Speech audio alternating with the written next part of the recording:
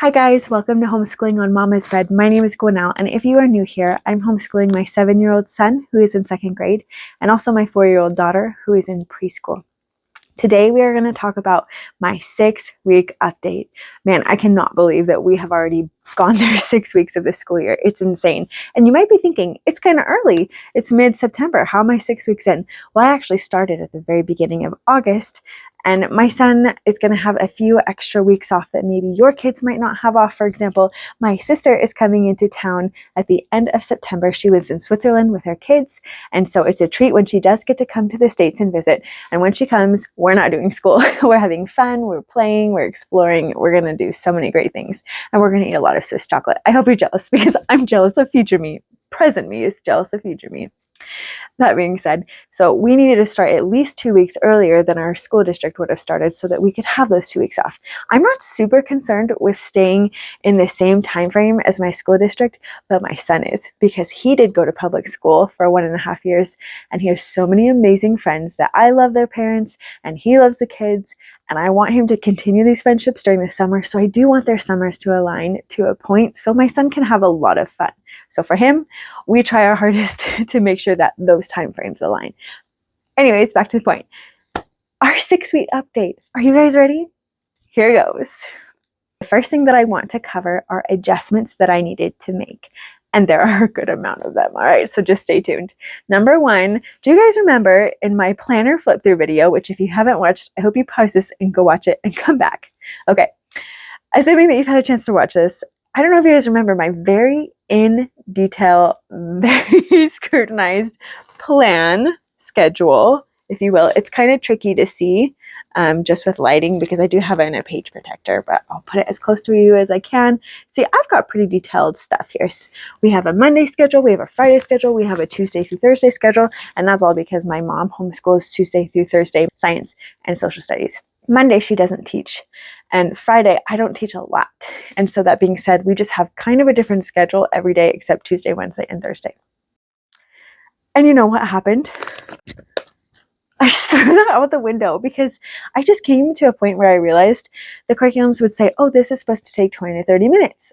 And sometimes it would take us 40 to 60 minutes. And my son needed that and he wasn't burnt out. So we would take the time needed. Maybe, for example, Math with Confidence has quite a few games. And sometimes my son wants to play them extra. And sometimes he's not quite getting a concept that the game is teaching. And because it's fun, we play it more so that he can grasp that concept. For example, right now he's memorizing his addition facts of +8 and +9, +7 and +6. So that being said, you know, it's memorization. It takes time and every kid is different. Some pick them up quickly. My son picks a lot of things up quickly, but it seems to be that addition facts are not one of those things. So we need more time. So if he needs 40 to 60 minutes for a subject, I'm starting to let go. He needs 40 to 60 minutes for a subject. And everybody, like, you know, these little people in my head are saying, you're not supposed to do more than 30 minutes for a subject and you're only supposed to do this much time. And I'm just like, shoo fly. I don't have to listen to anybody but my son's needs. So, and it's nobody telling me that. It's just, you know, those little voices in your head. They're like, oh, you're not doing good enough. You know, it's the shame voices. So I learned in the first 6 weeks, shoo fly, go away shame. It's okay. I can take it to a schedule. And to that end, the second thing that I learned is that if we need to stop before a lesson is done, even if it's going to put us behind, stop. Don't keep going. If he's not ready, if any kid isn't ready, they're not going to keep going. Like, they'll keep going because you'll make them keep going, but they're not learning at that point and it's not productive. So you might as well stop, take a break even maybe, and come back to it later. That's been a big hard lesson for me. Something I'll still continuously be learning because I'm a type A person and I just like to power through and get it done, but that's not healthy and it's not productive and breaks are important. So that's the third thing. Take more breaks. I'm learning that after each subject, my son needs a break. No and or for or buts. He needs a break. His mental capacity is done. The next thing that I learned to do is to stop teaching on Fridays. Now, I already knew this concept. Like I said, my mother-in-law has taught all of her children K through 12, and that's something that she applied for as long as I've known them. They have not done school on Fridays. She's not homeschooling anymore. Her youngest has graduated, but I knew them when they were in school. So they took Fridays off. They never taught on Fridays. That is something that I am learning to actually apply. It's one thing to know something and it's one thing to apply something. And it's okay that it takes time to get there. So learning to actually not do a whole lot on Fridays and instead make them field trip Fridays. So go to a park, go to a museum, go to an indoor recreational place, go swimming, whatever is seasonally appropriate to get active, go do that, whatever that includes, or go on a walk. If that's exciting for you and your family, if that's as much as you're able to do, go on a walk. A nature walk is fun, going through a forest if you have something to explore. So that's something that I've really been working on doing, is cultivating an adventure spirit with my kids. The next thing that I've had to adjust is learning more through books, and specifically for my children's age range, picture books. As they'll get older, of course, chapter books will be a great option, but at this point in time, picture books. And I have really relied on my library system. So for example, my son, for a lightning literature writing assignment, had to pick a president to write on, a little mini research paper, if you will. And he picked George Washington. So something I wish I had done in advance was to go and say, okay, he's going to need to pick a president. Let's pick a president in advance so I can pick a bunch of books from the library so he can read about him and get a lot more information. But I did do that later. So he picked George Washington, but then he was still just curious about him. Who is this man? I learned a little bit through our Google search, but who is this man? And so I checked out a bunch of George Washington kids picture books, and they were fantastic. The best one for his age was not the who is. That's, I feel like, more of a third, fourth, even like fifth grade territory, but it was the Little Golden Books. The George Washington Little Golden Book was probably the best one because it was age appropriate and there were tons of pictures still, with good sentences and good information. Additionally, another way to learn through books is through things coming up. So with 9/11, I chose to get a bunch of books on 9/11 for kids and just kind of teach through that instead of trying to put a lesson together, just sitting and reading a book to teach about important things that I want them to learn and pick up. But sometimes it's a little easier for them to pick up through a book where there's pictures and they can kind of follow along. It's just a lot better engagement. So using more books has been really helpful for me.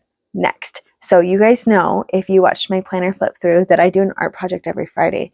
And something that I ran into that was an issue is I had picked a subject for each Friday of the school year, but I had not picked exactly what I was going to do. And I had never really decided when I was going to pick that. So that Friday would come up and then I would be stressed and trying to figure out what am I going to do and then prepping it that day. And sometimes things would take more prep time than I anticipated. So something I realized I needed to do was plan out my week. I actually have a weekly planner that I'm going to show you guys. It's 2 pages for each week. And you're just going to see really one day's worth because I have Thursday and Friday here. And Thursday is really the last day that I teach with just very light other things on Friday. But you see here, the bulkiest part is all about reading Math with Confidence and lightning literature. And with Math with Confidence, I have all the things that we're going to be teaching and then all the supplies that I need to get out. So with all about reading, this says all the things we need to do. And the subjects that we do kind of tells me what supplies I need to pull out if I want to get them out the night before, and same for lightning literature. So having this has really helped me because then I take Friday and I have my art subject right here. And so I'm able to take my art subject and say, okay, I'm going to do fall this Friday. So I want to do something very specific. So I have a Pinterest board already with fall ideas. And then I'm going to have my kids pick that when I'm doing my weekly planning. So every Saturday or even Sunday, I'll plan the whole next week. That includes Monday, Tuesday, Wednesday, Thursday, and Friday. Though I'm not really teaching curriculum on Friday, we still are going to read some books that I've checked out for Math with Confidence. That Day 5 enrichment is just a fun picture book that goes with that week's lesson. So we'll still do reading. My son will read to me. I'll read to him. He still needs to do his chore. He still needs to practice the piano, and we'll do art. And then that's it. That's all we do on Fridays. We'll go do a fun walk or an activity together, and that's it. So that being said, Friday's not that tough to plan. So it's really Monday through Thursday that I'm writing out, and that helps me. The night before, I can go grab all the things I need if I know that it's going to be a busy day, or I'm just like not feeling well, or if I don't want to, I don't have to, but I can look the night before, okay, these are the things that I need. Is there anything I need to prepare? Is there anything I need to do that will help get my day on track better tomorrow? Some days that means getting all the materials out, and sometimes it means I'm good. I'm just going to do it in the morning. And then once I've gotten all the materials out for the morning, then I call my son either to my bed or to our couch. This is the one. And we'll do our homeschooling. And the last adjustment that I have needed to make is actually going on Instagram finding some really solid homeschooling parent accounts and then learning from their approaches. Every curriculum has their pain point. No curriculum is perfect. And so I've run into several, and just by just happenstance, serendipitously finding a post about an issue that I was actually having. For example, I was having an issue in All About Reading. They have these practice sheets. Sorry about the glare. Do you see all these words? And there's several pages of these front and back. And my son doesn't love doing them when they're single word things. However, when like this, they have sentences to work through, these go by really quickly. Okay, so this is great for my son. This is great for my son. There's sentences to practice. That's pretty easy. But this is just 2 words. And even that can be a bit much for him. It's just can be really repetitive. And it's not like you're meant to do all of this in one day, but my son is at a point where he's doing 1 lesson a day. He's quite advanced. I'll talk more about that later. But by following a really great mama on Instagram, she showed an awesome idea. And I'm going to tell you about that in a minute. I don't want to spoil the All About Reading section, but I was able to fix a problem I was having right then and there just by somebody else's genius idea. There's so much great knowledge out there on Instagram and on YouTube. And I love not getting inundated with too much, but I love finding the people that I jive with, that I resonate with, and then learning from them. And then I love posting myself. So if you haven't checked out my Instagram account, same handle, Homeschooling on Mama's Bed, I will post my ideas as well, things and tips and tricks that I found to help as well with things. So go and find either me or other people who can help inspire you to fix the problems with the pain points that you're having. Next, we are going to go into specifically math with confidence. Now with Math with Confidence, I actually have a pretty in-depth part 1 and part 2 video of how to use Math with Confidence. And I recently released them, so I'm not going to go over that. If you have any needs to know how to better organize your manipulatives, go check out my part 2.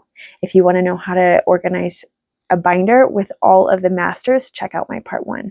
I would recommend watching both of them if you are using Math with Confidence. And go watch them quick because they are so helpful. And I just tried to pack all of the wealth of knowledge that I've been able to accumulate in the last, it was about a month that I've been doing it. I was like, okay, I learned this and I learned this and I learned this, and I'm going to get this on the video to help anybody else who might be having the same struggle. So go watch that if you're using that curriculum. Another thing was initially the lessons took a long time, and it was just because it was a new curriculum. I was figuring that out, and that's kind of the same thing with any curriculum, right? And so something that I did is that I just gave myself time, and over time I got a lot faster. I got to know the author's style, the way they started to do, like I started to recognize patterns and it got more comfortable, and I knew, okay, this means this, and let's do this, and let's do this. So that one, the only adjustment there, I really just had to give myself time. So sometimes you just have to give yourself time to get more comfortable with the curriculum, and then it's a lot easier. Okay, now we're going to go to All About Reading, and I'm going to tell you about the hack that I found for those word practice sheets. So there was an amazing influencer. I'm going to put her name. And she showed me the idea of using this awesome game board. So instead of just reading all of these new sight words, which are a lot, and kids can find them so boring. Even All About Reading acknowledges that. They have a whole section in their book about how to make it more fun and engaging. And I didn't really love them, to be honest, but I loved the idea of a game board, writing all these words on a game board and using any game piece and to go on it. And something that I did is, as he went on a word, if he said it correctly, he got to go to the next one and erase the word that he said. And if I needed to do multiple, I would replace it with a different word and just keep going with the game board until he finished. If he didn't get a word correct, here's what we did. I had him get up and do 5 I'm a stars. If you don't know what it is, it's kind of like you get down in a squat and then you jump up and say, I'm a star. I didn't actually have him say that I'm a star part, but I had him jump up and go down. And that was fun. It wasn't a punishment that he got it wrong. It was interactive. It was exciting. He's a wiggly boy. He wanted to wiggle. And he had a hard time focusing, just sitting and reading sight words after sight word after sight word after sight word. So that was fun for him. If that's not a fun thing for your child, if that's torture, don't do that. Do something else. But anytime he got it wrong, I'd be like, oh no, you gotta get up and do your jumps. And so he would do them, and it was fun. And it gave a nice pause between doing it. And we got through all of these words through the game, and he was able to do that all in one day because it was more fun. Whereas if he was just sitting and reading, we would have had to break it up a lot more. So that was really nice. The next thing we switched up was our tile situation. So if you are using the actual physical magnet tiles, you can see These are what these look like. You know very well. You recognize them. Okay, you've got all the letters of the alphabet. You've got some consonant teams. And then you've got these kind of special tags that help them identify if the syllable is open, closed, or if it's a name game. And something that I found is that he gets really bored if I'm sitting and it has you do a lot of words, and it's like you get all these tiles out to build a word, then you have to put them back and then switch them and figure out, okay, which ones do I still need if you're using similar words, similar letters, but then changing like the ending, but the same beginnings for consonant blends and diphthongs and such. It can get really long. And so sometimes I switch it up and I actually have him write with a dry erase marker. We'll do blue for the consonant and then red for the vowel, keeping up the same pattern, or I will have him find the tiles so that it's just switching it up and it's not just me doing everything, it's getting him involved. Anything I can get him involved in. Sometimes I'll write with dry erase, but he prefers to, and he learns the spelling much better when he's writing anyways. So oftentimes my go-to is having him write. Okay, the next thing that I wanted to talk about is that I laminated a lot of things in All About Reading. Now let me just show you the actual binder and it's quite thick. You'll notice that there are little cutout parts. That one's a little bit harder to see, but there's little cutout cards here, little cutout cards here. Anytime there was something that was cut out, I laminated it because I thought if it's cut out and my kids are going to hold it, they're going to bend pages, they're going to bend corners, and I didn't want that. So for example, these I laminated. And another thing that I edited are these little cards that on one side have an image and the other side will have words. Okay, so when my kids are practicing with something like this, like just imagine this not being laminated. It's going to get bent. My kid is really just a tactile kid, so he's touching, he's bending things all the time, and I didn't want it to get broken. So I did take the time to laminate everything that needed to be cut out, every single thing, and it took a long time, long time, and I'm really hoping it's a worthwhile investment. I will let you know. Now, the last thing about All About Reading that I learned in this 6-week update is that my son is very advanced in reading and phonics. So we are already halfway through All About Reading, and we're not exactly halfway through. We are on lesson 25, and there are 57 lessons. So we are about halfway through. We're going to finish mid-year for sure, unless it gets increasingly harder and my son needs more time, then of course I'll give him more time. But he's been doing about a lesson a day. Unless we have those long practice word sheets, then I'll space it out more because he just mentally can't handle that.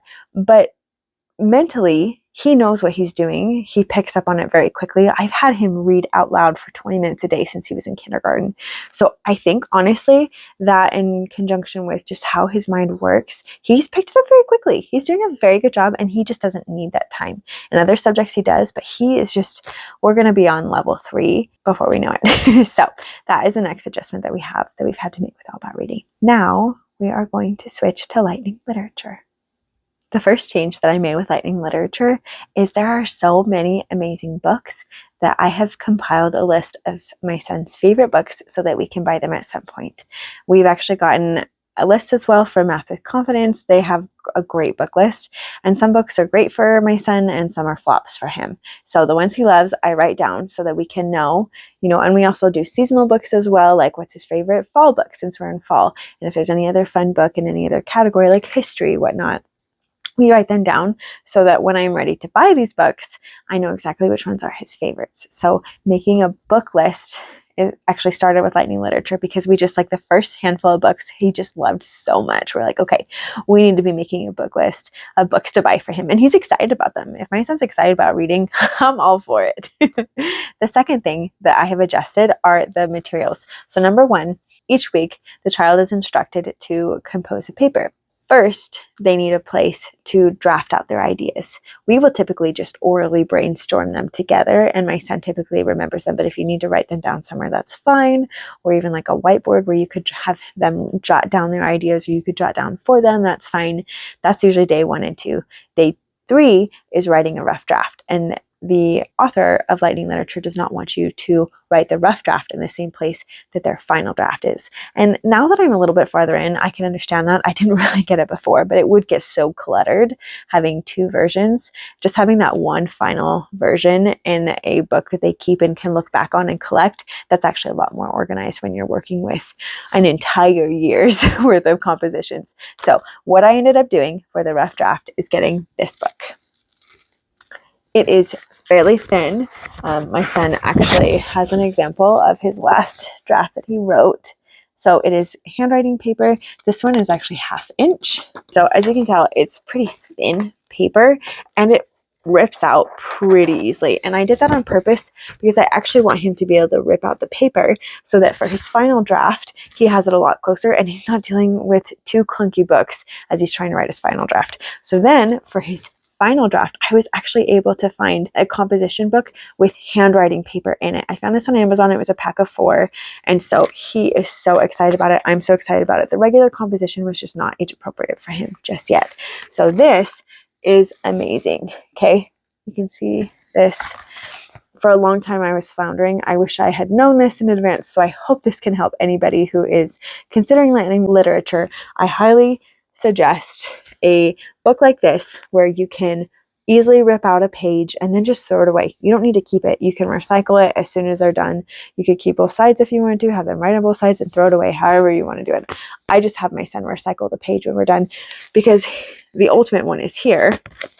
And as you can see, it's so helpful with writing. His writing is getting so much better. So this has been a game changer. This is probably my favorite adjustment that has been made for Lightning Literature. The next thing that I've done is I have combined our handwriting copywriting unit with Lightning Literature.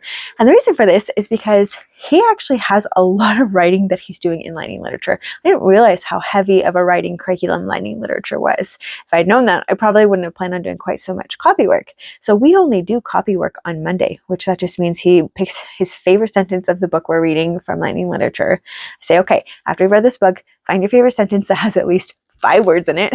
So he's not picking the shortest sentence. And then it's his job to write that sentence 3 times. So he only has to do that on Mondays because on Tuesdays, then they have a big writing assignment that they need to do. First, they are in charge of writing a summary of what the book was about. Second, they are to say whether they liked the book or not and why. And third, they are to write their favorite sentence. So I usually just have my son take that same sentence and put that in that reading journal. Day 3, he's writing a rough draft. Day 4, he's writing a final draft. A lot of writing.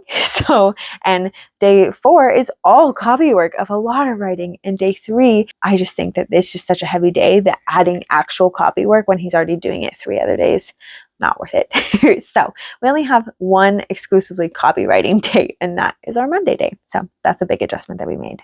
And that is it for our Lightning Literature changes. Now let's go into our elective courses. For piano, my son is doing so well.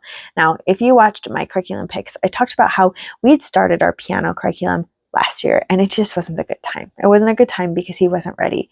This year, not only is he ready, he is soaring. And I found that with kids, when they are not ready to do something, you can push them, and because you're making them, they'll do it. But it's like they're running through water. That's literally how it feels for you and for them. But when they're ready, it just feels like they are gliding through air. They're flying and they can go way faster than you could have ever imagined. And that's been my son with piano. I thought that we would need 2 weeks per lesson, and he's only needed 1, if that.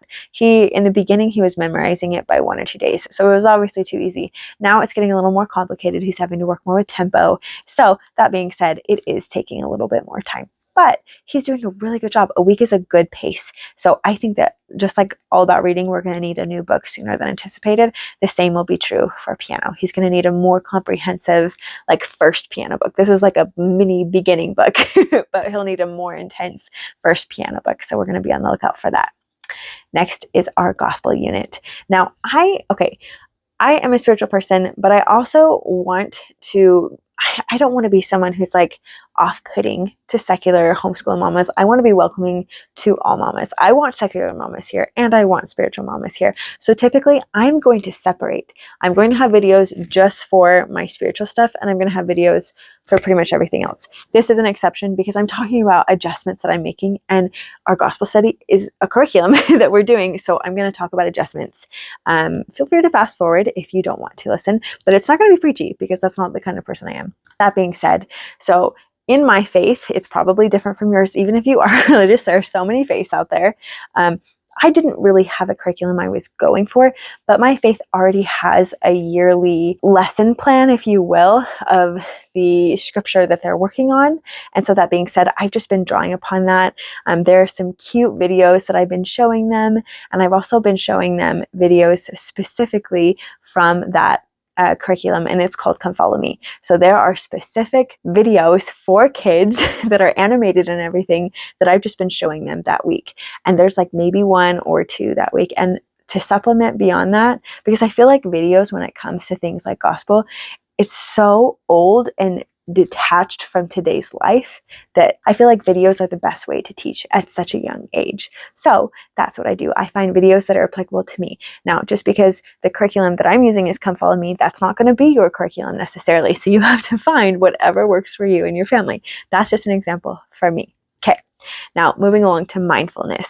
Not only do I have a gospel study, but I have a spiritual practicing, mental health, meditative, really to de-escalate the prefrontal cortex to get to a place of Zen so our children can learn to de-escalate themselves in stressful situations, to intentionally, proactively program themselves to intentionally act instead of unintentionally, emotionally charged react to situations. So that's the whole purpose of mindfulness. That's why I teach my kids that. So here's how we apply it. Initially in my curriculums pick, I showed a mindfulness course, and I have not had the bandwidth to look into it and to teach it. It's not even that they're not ready for it. I just don't have it in me.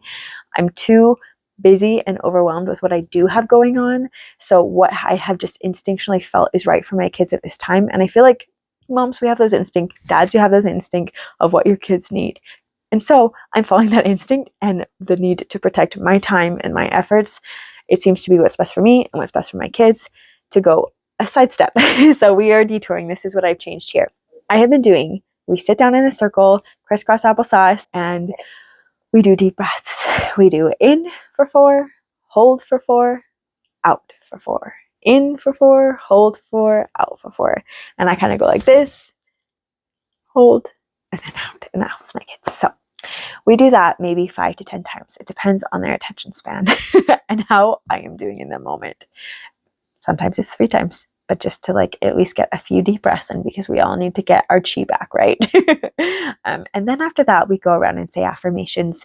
I'll say a few, my daughter will say a few, my son will say a few. If my husband works remotely, so if he has a break and he can come join with us, he usually prefers to do that. We'll all just sit around and do affirmations. I am worthy, I am loved, I am capable, I am strong, I am kind, I am patient, I am loving, I'm compassionate, I have blessings all day long. Everywhere I go, I look for people's needs and I fill them. Just these come out just like this, because we say them every single day, and not exactly this, but just things like that. We say things and we help our brains believe them, and it helps us all so much. And while we're doing this on YouTube, I'll find a good meditation music background, and it's so helpful. It's background music and it just calms everybody down. If you haven't heard of Hertz, getting something that I don't remember the exact amount, but 432 Hertz, I think, or whatever, you'll find something, just find a meditation, spiritual meditation YouTube video, and if you find a Hertz, great, you'll notice immediately it will calm you down, it'll make you have Zen. There's science behind it, but I am not educated enough to educate you on it, but you can look it up. So anyways, those are the changes that I have made for the last 6 weeks. I hope this has been helpful for you. I hope that all the mistakes that I've made can help you stand on my shoulders and just go forward. That is my goal with this channel, is to help you learn from my mistakes, to give you someone. I have had just so many people to rely on with my homeschooling journey. I've had my mother-in-law, I've had my mother, I've had my sister, I've had my husband's aunt, I've had friends, I've had other family members who are homeschooling. I have so many people to lean on, and I know there are so many people out there who have nobody. And so I just want to pass on all the knowledge that I can to make your life easier, to make your journey go faster and better than mine did, and than the people that I am leaning on did. So that's all for now. Thanks so much for joining me. Bye guys, until next time.